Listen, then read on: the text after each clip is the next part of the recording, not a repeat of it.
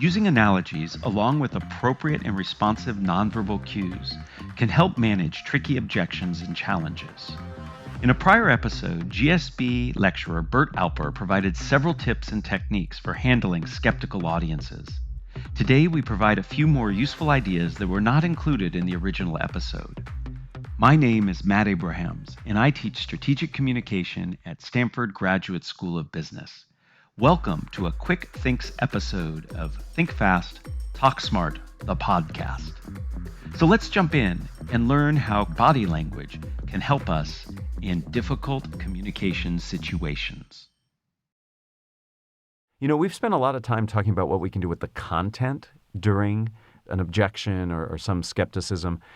What are your thoughts on nonverbals, what we do with our voice and our bodies? Because a lot of that can work against the words that we're saying if we're not careful.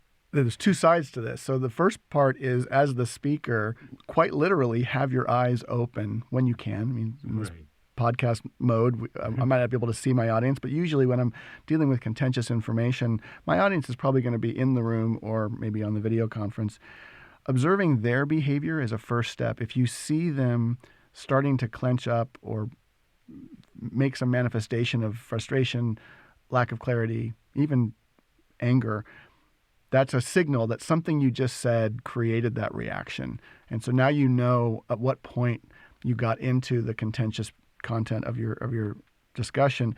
That's a key clue to how you're going to respond to that. So it's always important to observe and read your audience's body language in anticipation of these moments. Your own body language in response to that is critical as well. And it's not just your body, but your voice as well. I'm glad that you keyed on both of those because they're absolutely crucial. You and I both have talked about this forever. You don't want to fight fire with fire. So if they start to raise their voice, you raising your voice in to match that is not likely to lead to a happy ending. If you can remain calm and keep the emotional tension out of your voice, as hard as that is, it does create an interesting opportunity to diffuse. And your body language needs to go along with that, starting with what you're doing when they're raising the objection. You want to be an active listener. You want to communicate all of the signals that suggest you have a sincere interest in the concern they have, and you're not going to whitewash over it. It's important that they feel heard, and you want everything in your body to suggest you're listening attentively to them. That means don't get your phone out while they're talking to you. Don't look at somebody else. Certainly don't roll your eyes as these comments are coming forward. You've got to put the best visual image of, I care about this concern, and I want to address your issues. So it's leaning in, it's standing in a neutral position, arms aren't crossed in front of your chest, those kind of things. Absolutely. Right. Similarly, when you start to respond, I think those same body language cues are valuable in the delivery of your response. So having a strong lower body with an active and open upper body shows that you're not wilting under the pressure, but you're also being open and vulnerable. You're willing to hear the pushback. And it's for us, in a lot of my coaching situations, the difference between your lower body being solid and secure and grounded versus your upper body being open and in some ways more vulnerable physically. Go ahead and throw your spears, throw your tomatoes. I'm here to receive all that. I'm not intimidated by that. And I want to hear what you say. The other part that we haven't talked about at all here is the importance of eye contact. And in our small studio here, I'm enjoying the fact that I can make eye contact with you.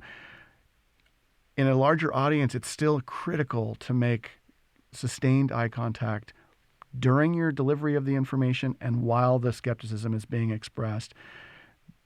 Humanity appreciates eye contact. We trust eye contact. It is one of the things that if you change that element of your communication style, it tends to have a huge impact on people's perception of your trustworthiness and of your stability and confidence. So being able to hold eye contact as someone is challenging you, it's a very powerful position in that conversation. And then being able to maintain the eye contact as you deal with the response also shows that you've got good conviction in your ideas. Thanks for joining us for another episode of Think Fast, Talk Smart, produced by Stanford University's Graduate School of Business.